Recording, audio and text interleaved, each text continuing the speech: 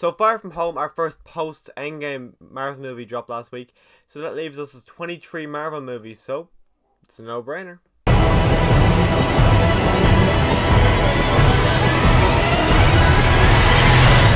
Hi, my name is Ushin Denner and I'm a huge Marvel fan. Last week when Spider-Man Far From Home dropped, I did a review of the movie, I did a ranking of all the Spider-Man movies, so I thought, why stop there?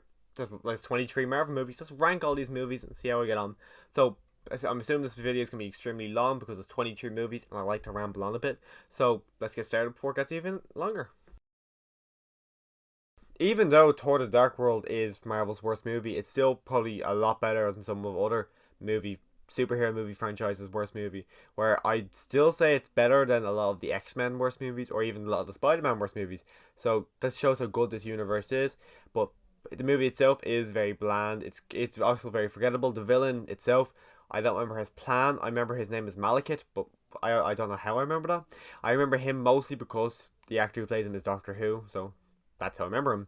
But the only saving grace of this movie is that Thor and Loki's buddying relationship is actually brilliant. You can see ever since the first Thor movie, they've just been so good together.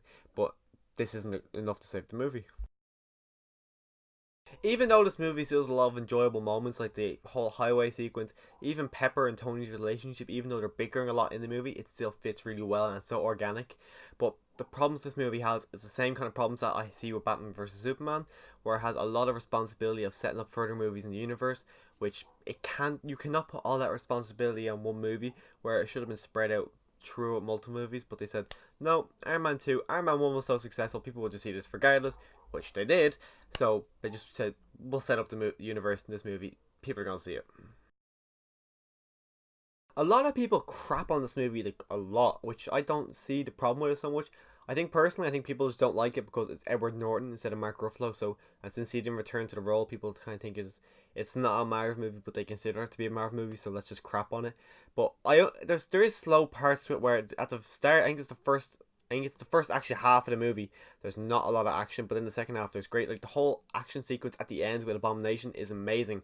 I actually love it. It's the most rewatchable part of the movie where Hulk rips a car in half and uses the two halves of the car as boxing gloves to beat up the Abomination. It's a fun time. I've never really loved this movie. Now, even when I left the cinema the first time, I always thought there was something odd, and I didn't know. I couldn't really put my finger on it. But I think it's because the editing of this movie is really, really weird. Where 1 minute Star Lord's hanging out, having a good time, and immediately jumps quickly over to Rocket and Baby Groot, and Baby Groot, who is a baby, is being tortured by fully grown adults. So the editing of this movie isn't that good, but it's still great to be able to catch up with these characters again after 3 years, and I'm still debating to this day if I like Austin Mix Volume 1 more or Volume 2 more. It is a hard debate. Thor 1 as a movie, it's okay. It's never one I tend to want to watch more, but the humor is very good.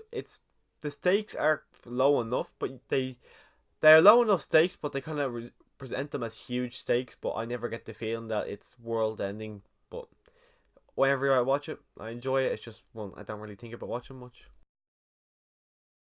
Most people will probably have this in their top five, or even I've seen one person rank it as their favorite.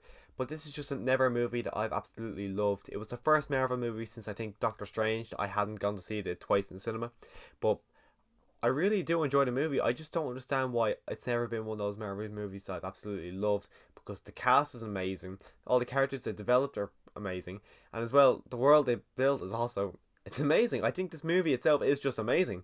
It's just never a movie I've absolutely loved, and the whole Oscar buzz around it, where it got nominated for Best Academy Award or Best Picture of the Year, I don't understand that. Because if they had to choose a superhero movie, why didn't they choose Infinity War? Because personally, it's a lot better of a movie. And this is the complete opposite. I had a lot of fun with this movie and I actually really enjoy it. And I have it pre-ordered and I think it's scheduled to come next week, and I'm actually really looking forward to rewatching it again. I've seen it twice and even the third time is making me really excited to watch it again. But a lot of people do not like this movie. I don't see it. I personally am starting to gather now that people don't like this movie because they don't like Brie Larson and everything she says. But I don't think you should judge a movie because of something an actor said. So, can't please everyone. When I first left the movie after seeing this, I was a little disappointed because not only was it the first movie we got after Infinity War, which is a huge movie, but here in Ireland we had to actually wait an extra month to see it because I think the World Cup affected it. So I had my expectations were a lot higher because everyone else got to see it. I hadn't got to see it, so I was like a kid not getting able to play with a new toy that everyone else had. So I got really excited to see it. So it kind of fell flat. But upon rewatch, it's a lot of fun. It's a smaller stakes movie for our smaller hero.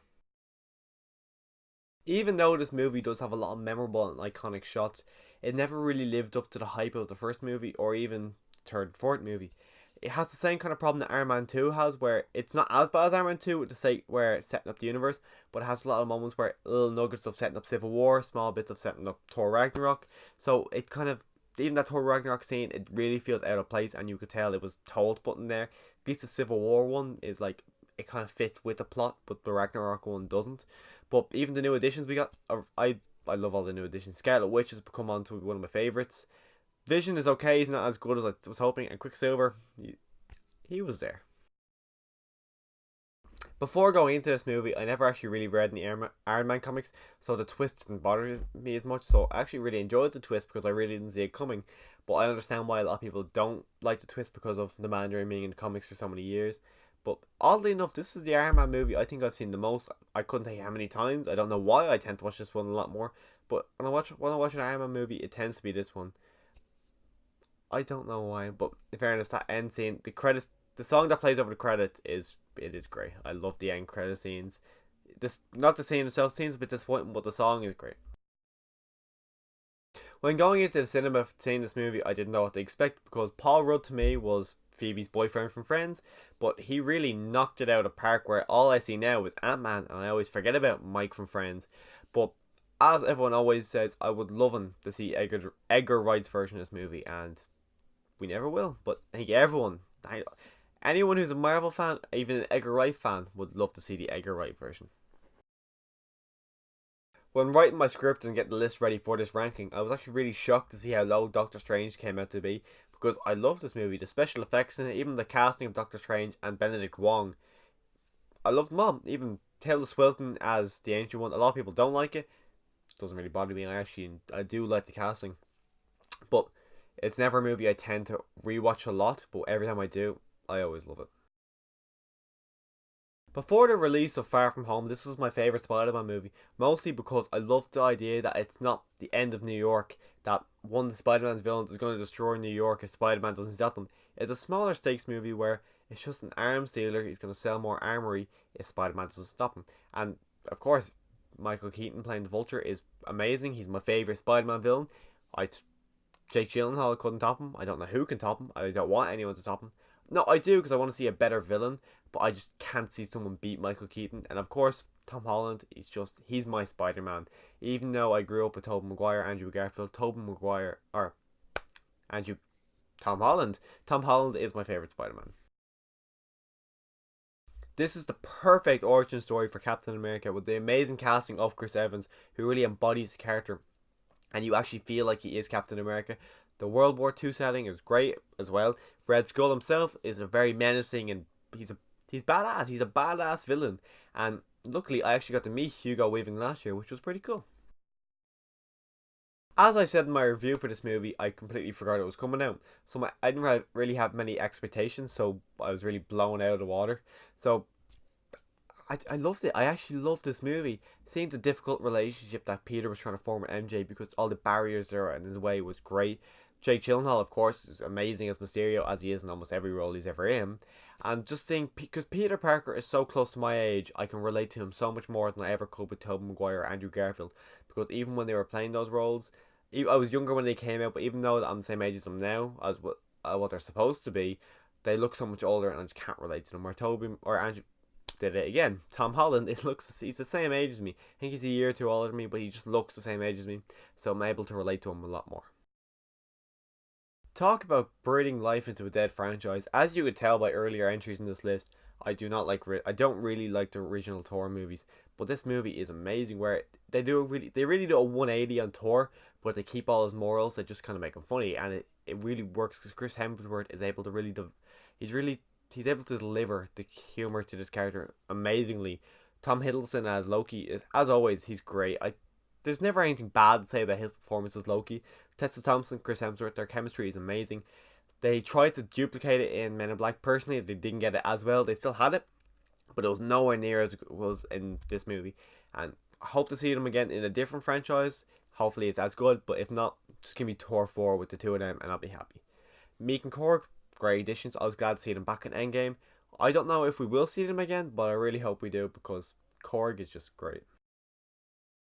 Probably one of the most refreshing Marvel movies. See, they knew that Cap was no one's favourite Avenger. Not a lot of people liked the first movie, so they knew they had to change him in some way, but keeping the same character. So they decided to make it kind of a spy thriller. And they knew, because of all this huge time jump of 70 years where he's frozen, all his supporting characters in the other movie are either, they don't remember anything. Alzheimer's. They either have Alzheimer's or they're dead. So they have to give new supporting characters. So to give Black Widow, who personally I think not only is it her best hair, but it's also the best she's ever been. Nick Fury, good as always. It's Sam Jackson, of course. But even they have Falcons introduced in this movie, and I've loved him ever since his introduction. And seeing what happened to him at the end of the Endgame, I'm actually really excited to see where this character goes next. Marvel's greatest risk is also its greatest payoff, where I think this movie is amazing from start to finish. It's so funny.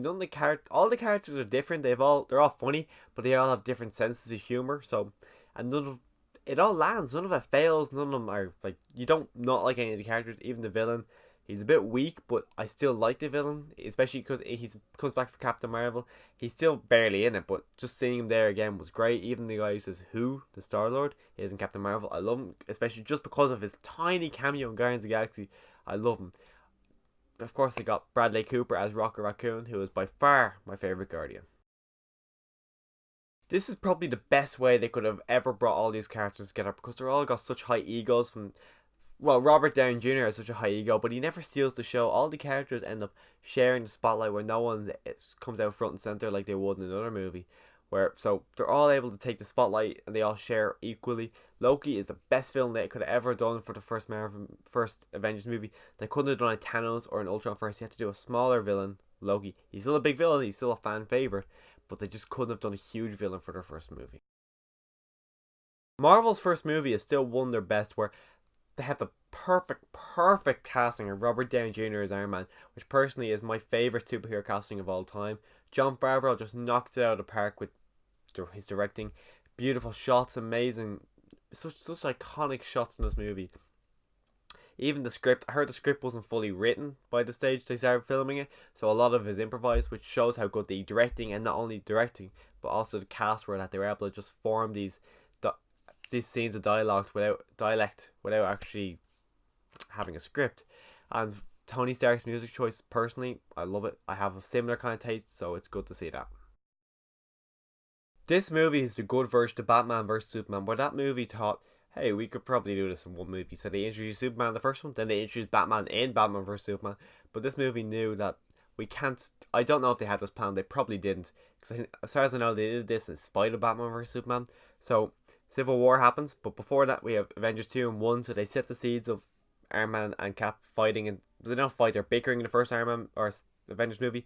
They're also bigger in the second Avengers movie, and then they fight in Civil War, and it's brilliant because they really set this up brilliantly. Spider-Man, Black Panther get introduced in this movie as well. Spider-Man is probably one of my favourite heroes. Black Panther's not really there. I really enjoy seeing him, but Spider-Man's a lot better. So seeing their introduction to this movie is great. Even Black Panther's introduction to this movie is just amazing. It really helps show who this character is, and I'm kind of glad we actually got to see his father die in this movie rather than the start of Black Panther, because I don't think it would have fit. They would have made it fit in that movie, but I'm glad that we got to see it in this movie. This movie's third act is absolutely insane. I absolutely love it. From the minute, I'm not going to spoil it. You know when the third act starts. You know exactly where it is. Literally by a snap of a finger, you know when this third act starts. But from that point onwards, it's amazing. Now, I've seen the movie 6 times in cinema. So the first 2 acts, after the 6th time, it's a bit slower. So the first 2 acts, since not a lot of action sequences happen in the first 2, they're not as memorable as the first or the third act. So it's not as good as the third act. But the third act alone is amazing, and it gives you everything you've ever wanted. Unlike Endgame, this movie does not stop from start to finish, action scene after action sequence, where you've got the Battle of Wakanda, which is awesome. I love actually seeing all the characters from Black Panther in the movie. You got all the tribes, and even M'Baku comes back, who was a personal favourite from Black Panther, so seeing him again was great. Also, the battle on Titan was awesome. I love that whole sequence where they build a big plan and Doctor Strange says, "We," and Thanos looks something like, "What do you mean, we?" This movie from start to finish is great. Even the dusting sequence at the end is extremely sad, and it's so sad. So that's my list. There's a very high chance you're actually going to disagree with me. So let me know what your favourite Marvel movie is down below. If you liked it, don't forget to click subscribe and even just like the video. And as always, thanks for watching.